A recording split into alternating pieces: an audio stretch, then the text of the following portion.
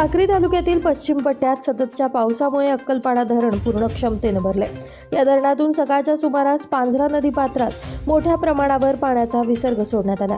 यामुळे प्रशासनाने खबरदारीचा उपाय म्हणून पांझरा नदीवरील फरशी पुलावरील वाहतूक बंद केली आहे। सुरक्षिततेच्या दृष्टिकोनातून मनपाच्या अग्निशमन दलाच्या जवानांनी बॅरिकेडिंग लावून बंदोबस्त लावलाय।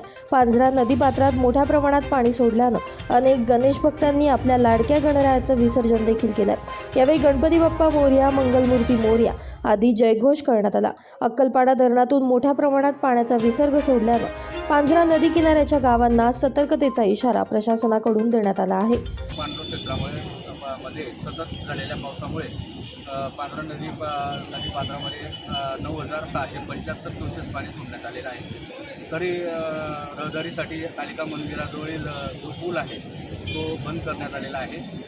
धुळे महानगरपालिका अग्निशमन व आपत्कालीन व्यवस्थापन विभागामार्फत नागरिकांना एकच आव्हान राहील की श्री गणपती बाप्पांचे विसर्जन कार्यक्रम जे आहेत ते कोणी नदी पात्रात येऊ नये। पाण्याचा विसर्ग मोठ्या असल्या कारणामुळे महानगरपालिकेमार्फत कृत्रिम तलाव जागोजागी ठेवण्यात आलेला आहे। त्यातच आपण आपले श्री गणपती बाप्पांचे विसर्जन करावे व सुरक्षित व सावध राहावे। Bureau report, Lumbini news, Dhule.